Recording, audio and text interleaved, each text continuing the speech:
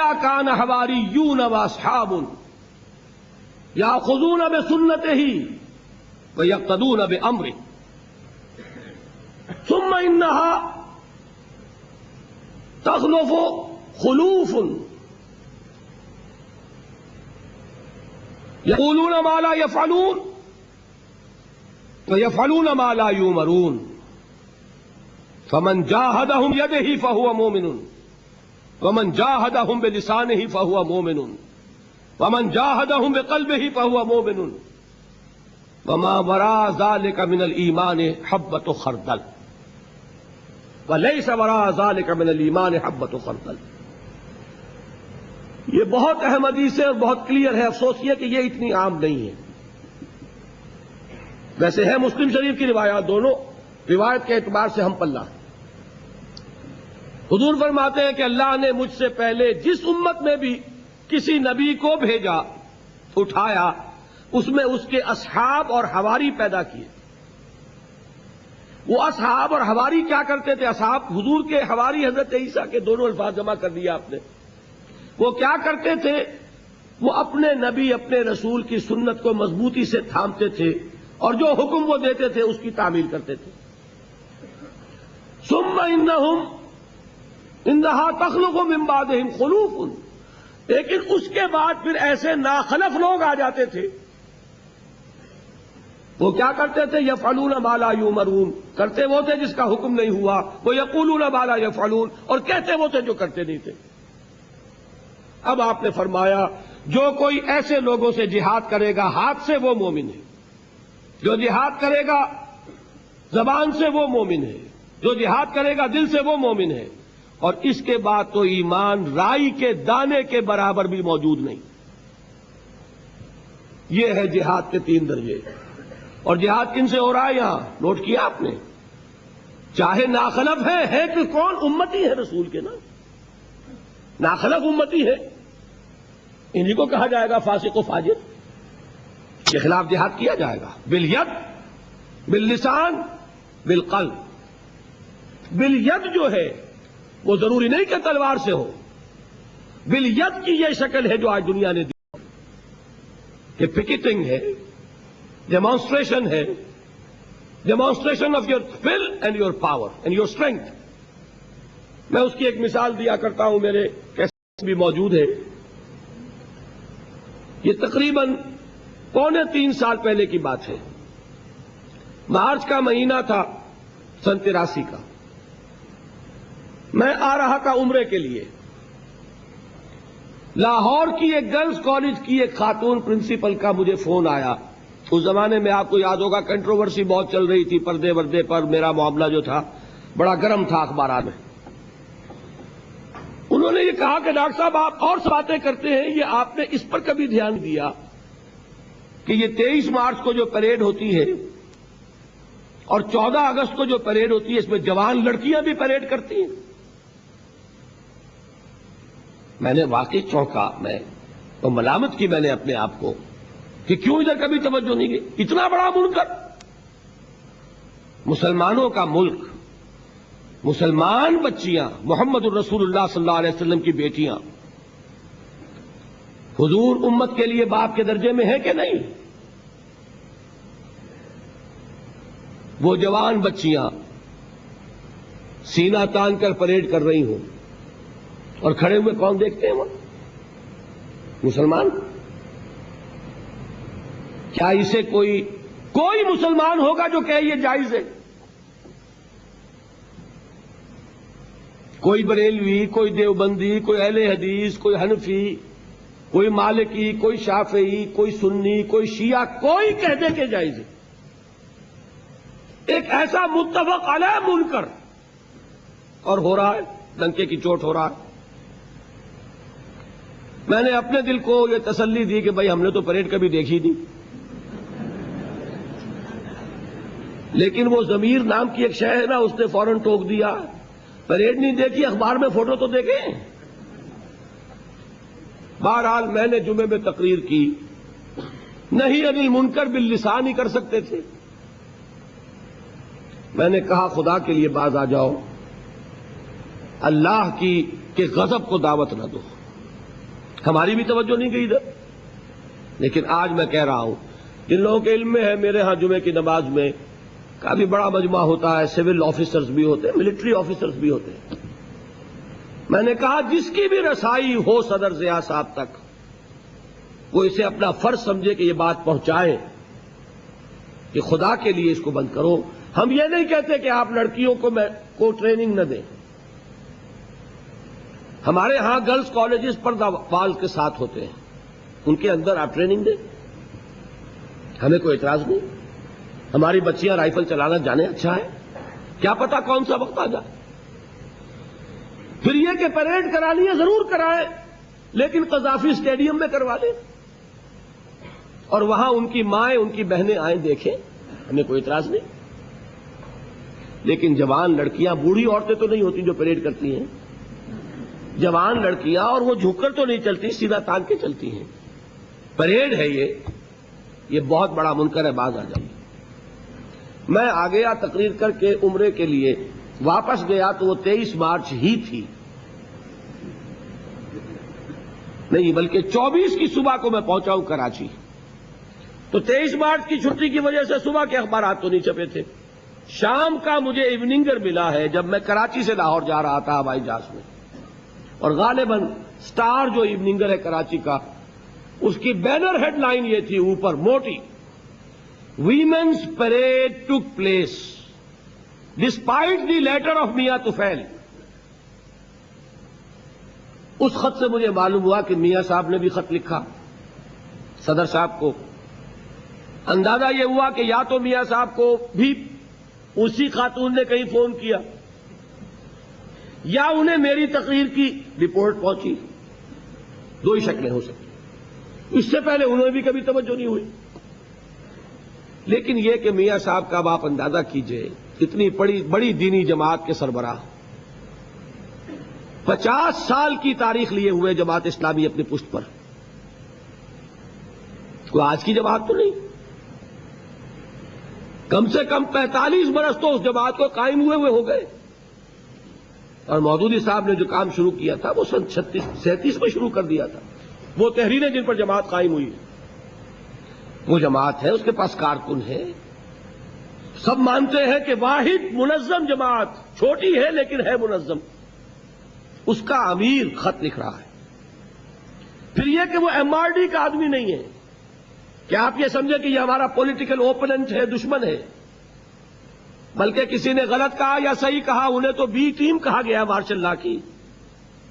میں اس سے بحث نہیں کرتا کہ صحیح ہے غلط، اس کو چھوڑ دیجیے. لیکن بہرحال یہ احسان ہے جماعت کا صدر ضیاء صاحب کی گردن پر کہ جماعت میدان میں نہیں آئی ایجوکیشن میں اس کے خلاف، ورنہ یہ کہ شاید لینے کے دینے پڑ گئے ہوتے. لیکن اس شخص کے بھی خط کا یہ حشر ہوا ہے کہ بغلے بجا رہے ہیں وہ لوگ ہمارے ملک میں جو بے حیائی کے علمبردار ہیں، جو اباحیت کے علمبردار ہیں، جو ہر معاملے میں عورت اور مرد کو شانہ بشانہ دیکھنا چاہتے ہیں. انہوں نے بغلے بجائیں کہ خط لکھ کے دیکھ لیا میاں صاحب کیا ہوا. بس اس واقعے کو سمجھ لیجئے، اگر وہ جماعت موجود ہو جو میں نے جس کو کہا انقلابی جماعت، اور وہ مناسب تعداد میں ہو، منظم ہو، سر پہ کفن باندھے ہوئے ہو، تو یہ جماعت صرف نہیں انل منکر باللسان نہیں کرے گی، چیلنج کرے گی کہ یہ ہم نہیں ہونے دیں گے، ہمارے جیتے جی نہیں ہوگا، ہماری غیرت دینی گوارا نہیں کرتی. اس کے دو ہی نتیجے ہو سکتے ہیں. ایک بڑا خوش آئند ہے، خدا کرے کہ وہ نکلے، کہ حکومت پسپائی اختیار کر لے. ٹھیک ہے بھائی، کوئی فرض تو نہیں، اب بند کر دیتے ہیں پریڈ. اگر یہ کر دیں تو فبیہا، ایک منکر کے بعد دوسرا منکر، دوسرے کے بعد تیسرا منکر. ہماری لڑائی منکرات سے، اشخاص سے نہیں ہے. منکر ختم ہو جائے ہمارا جھگڑا ختم. بیٹھے رہو، حکومت کرو، جو چاہو کرو. ہمیں دین چاہیے، اقتدار نہیں چاہیے. اقتدار کی خواہش ہمارے دین میں گناہ ہے. لیکن ہوتا نہیں. یہ ہوتا کیا ہے کہ حکومت اسے بناتی ہے پریسٹیج ایشو. اپنی انا کا مسئلہ، وہ جیلیں بھرے گی، لاٹھیاں برسائے گی، وقت آیا تو وہ فائرنگ کرے گی. یہاں اب ہوگا تربیت ہو گئی تھی یا نہیں؟ واقعی شہادت کے طالب تھے یا جھوٹ موٹ کے؟ یہ سارے دعوے تھے. اگر ثابت قدم رہیں گے تو یہی ڈیمانسٹریشن ہے جو اس نظام کو تلپٹ کر کے رکھے. کم سے کم اس بات کی میں پورے کے پورے جو الیکشن کا جو بھی ریولوشن کا پروسیس ایران میں ہوا ہے اس کی تائید نہیں کر رہا. وہ ایک علیحدہ ایشو ہے، اس میں میری تقریریں ہیں، چھپ چکی ہیں. I have my own views. لیکن اس بات کی مثال تو موجود ہے کہ ایران میں لوگوں نے بغاوت نہیں کی، ہتھیار نہیں اٹھائے، اپنی جانیں دی ہیں، سڑکوں پر آئے ہیں، فائرنگ بھی ہے. سنا ہے کہ ایک دن 15,000 بھی لاشیں تڑپی ہیں، اور وہی دن تھا جس دن وہ شہنشاہ آریہ مہر جو دیکھ رہا تھا خواب کہ خسرو کی حکومت کو دوبارہ قائم کرنے کا خواب، جس کے پاس کہ ایشیا کا سب سے بڑا اسلحہ خانہ تھا. روس کو چھوڑ دیجئے، اس کے بعد سب سے بڑا اسلحہ خانہ جو جمع کیا تھا، جو اب تک کام دے رہا ہے. لیکن اس کا حال کیا ہوا؟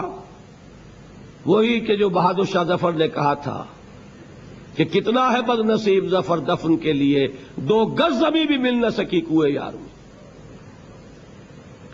اور اس کے سب سے بڑے گرو، ان کا حال کیا ہوا؟ جو سرپرست تھے، جن کا وہ ایجنٹ تھا، اس نے اپنے ملک میں آنے نہیں دیا. بڑی مشکل سے مانے تو سیدھے ہسپتال جاؤ اور ہسپتال سے واپس چلے جاؤ. کسی ریڈ کارپیٹ ویلکم کی توقع نہ رکھو.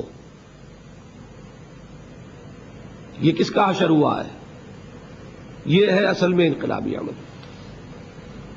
میں اس پر کئی سال سے گفتگو کر رہا ہوں، اور میں آپ کو بتا دیتا ہوں کہ آج تک میری اس بات پر کوئی تنقید نہیں ہو سکی.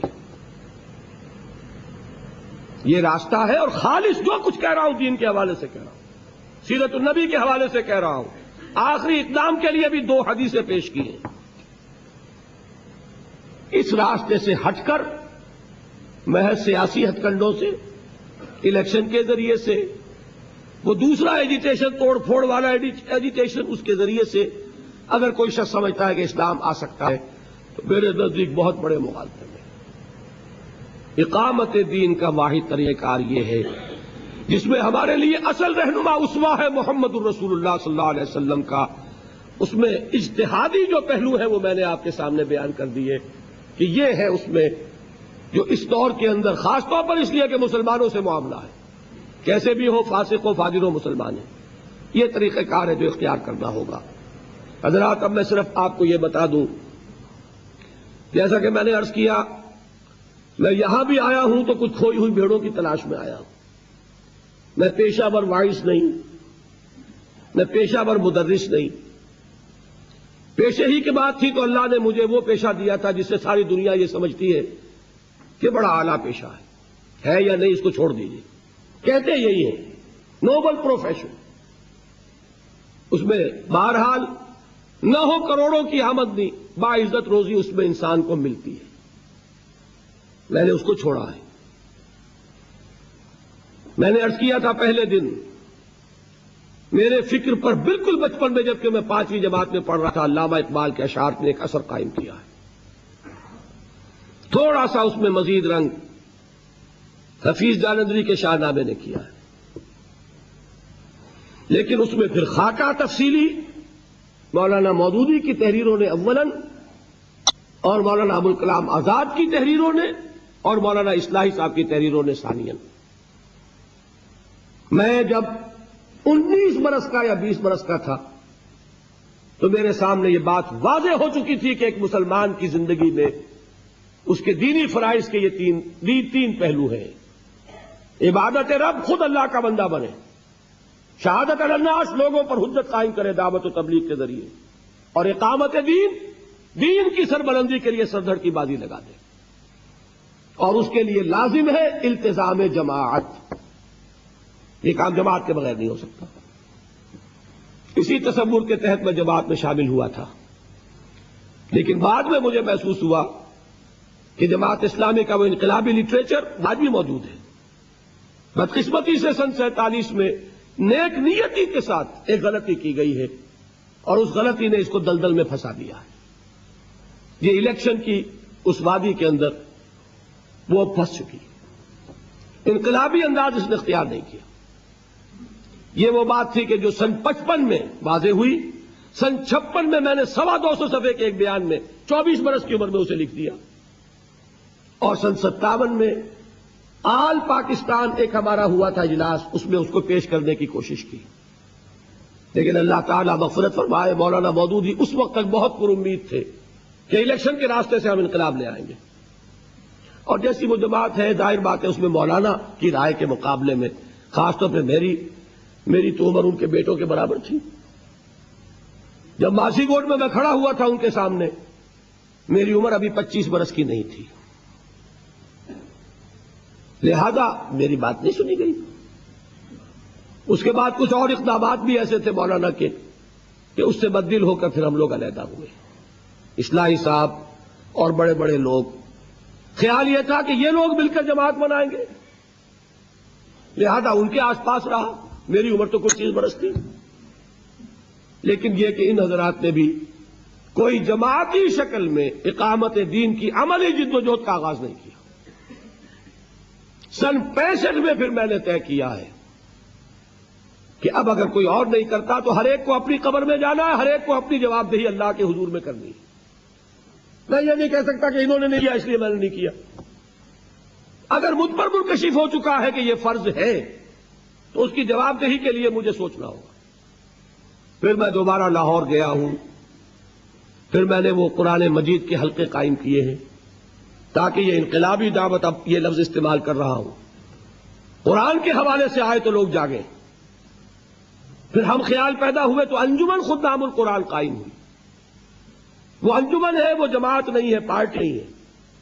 اس کا مقصد صرف یہ ہے کہ قرآن مجید کی اس دعوت کو عام کیا جائے۔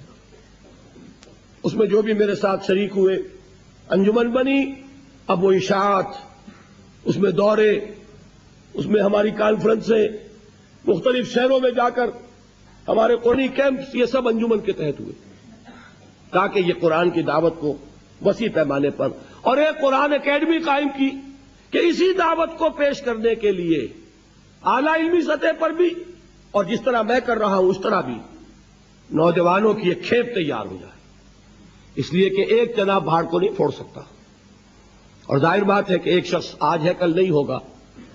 تیار ہو جانی چاہیے ایک ٹیم کے جو اس فکر کو لے کر پھیل جائے ہمارے معاشرے میں۔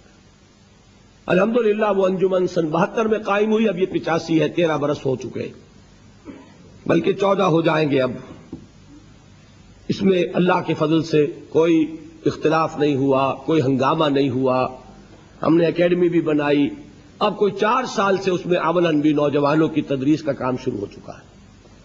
ساری اشاعت وغیرہ کا کام اس سے، میرا ایک پیسے کا تعلق نہیں، نہ پبلیکیشن سے نہ ٹیپ سے، سارا نظام ہو رہا ہے، رجسٹرڈ باڈی ہے، اور اس کے اکاؤنٹس جو ہے وہ ہم انٹرنلی آڈٹ بھی کراتے ہیں، اور وہ حکومت کے آڈیٹر جو ہے وہ بھی ان کو آڈٹ کرتے ہیں۔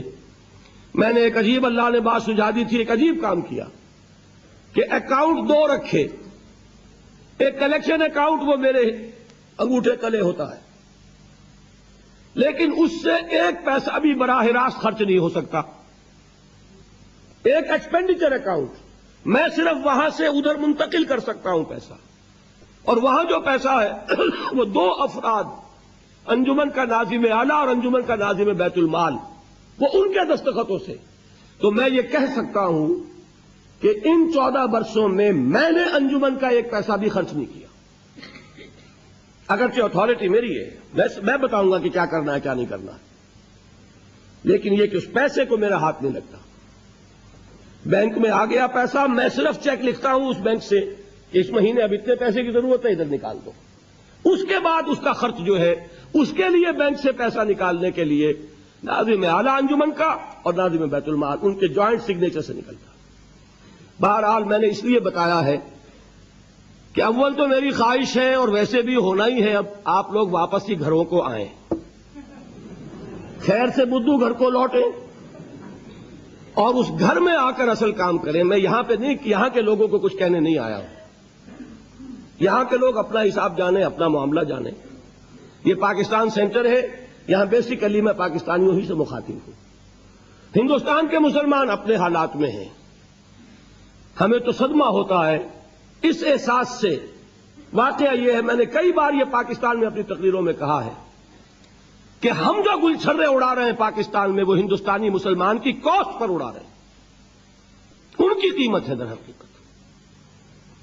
اور جب بھی کبھی ہندوستان میں کوئی فساد ہوتا ہے اور مسلمان کا خون بہتا ہے، میری کم سے کم کیفیت یہ ہو جاتی ہے کہ کھانا کھاتا ہوں تو حضرت مسیح کے ایک الفاظ ہیں لاسٹ سپر کے، وہ آخری جو کھانا ساتھ اپنے حواریین کے کھایا ہے، پتہ نہیں وہ کس معنی میں آپ نے ایک تشبیہ اختیار کی ہے، کیا استعارہ تھا کہ روٹی توڑ کر اپنے شاگردوں کو دی، eat and this is my flesh, کھاؤ یہ میرا گوشت ہے، اور اس کے بعد پینے کے لیے کچھ دیا، drink and this is my blood.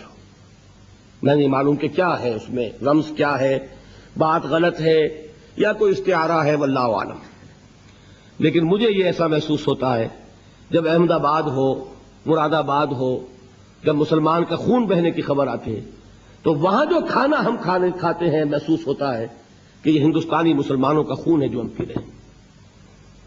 یہ ساری قربانی دی تھی کس لیے؟ کہ ایک خطہ ہو وہاں اسلام قائم ہو جائے۔ اگر اسلام قائم ہو جائے تو یہ قربانی بڑی نہیں ہے۔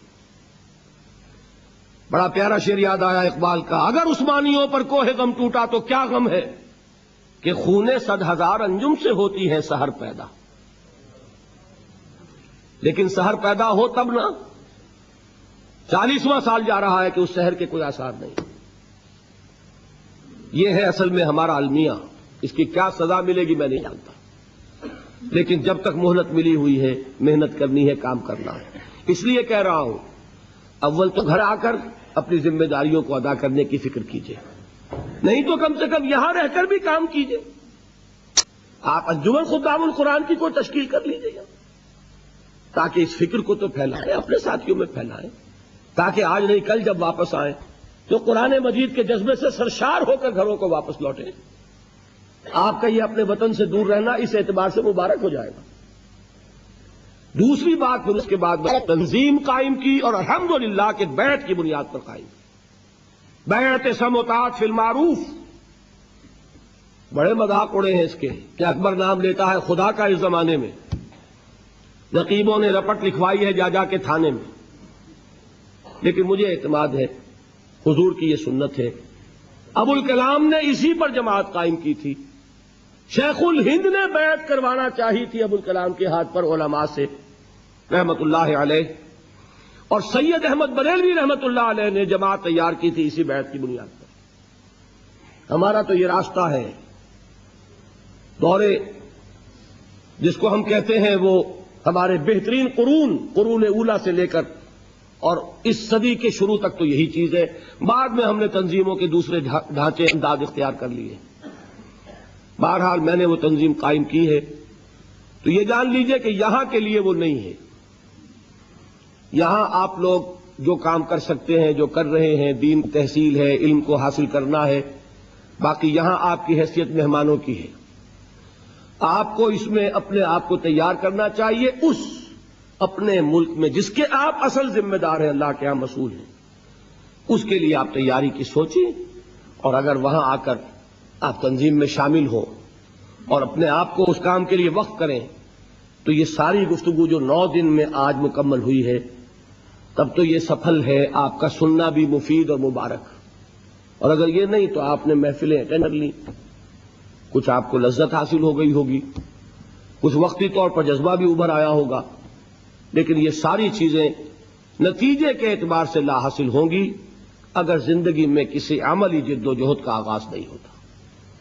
اب آخری بات میں یہ عرض کر دوں، 11 بج گئے ہیں، جیسے کل سوال جواب کا کوئی سوال نہیں تھا، آج بھی کوئی سوال نہیں، اور ویسے بھی چاہیے یہ کہ آج جو بات آپ کے سامنے آئی ہے اسی کو لے کر اٹھیے، کوئی اور فقہی مسئلہ اور کوئی اور دوسرا مسئلہ، ان چیزوں کو بالکل ذہن سے فی الحال نکال دیں، اصل بات پر کنسنٹریٹ کیجئے، رات کو استخارہ کیجئے، سوچئے۔ باقی جو مسائل ہیں کل صبح 10 بجے سے 12 بجے تک، اب جس کو ہے دلچسپی وہ تشریف لائے، میں ان کے سوالات کے جوابات دوں گا۔ یہ تھبا موجود ہے، جو صاحب ہوں گے یہاں موجود ان کے سوال کے جواب دیا جائے گا، ورنہ نہیں۔ یہ صبح کا اور یہ میری آخری اس اپنے دورے میں آپ حضرات سے ملاقات ہوگی۔ کل تیسرے پہر مجھے یہاں سے واپس ہونا ہے۔ دعا کیجئے اللہ تعالیٰ جو کام میں وہاں کر رہا ہوں اس کو جاری رکھنے کی توفیق عطا فرمائے، کوئی غلطی ہے تو اللہ تعالیٰ اس پر متنبہ فرما دے، کسی کو توفیق دے کہ وہ مجھے میری غلطی سے آگاہ کر دے، اور مجھے توفیق دے کہ میں اپنی غلطی کا اعتراف کر لوں، اور اگر بات صحیح ہے تو میرے لیے استقامت کی دعا کیجئے، اور آپ خود سوچئے کہ آیا اس کام میں میرے دست و بازو بننے کے لیے تیار ہیں یا نہیں۔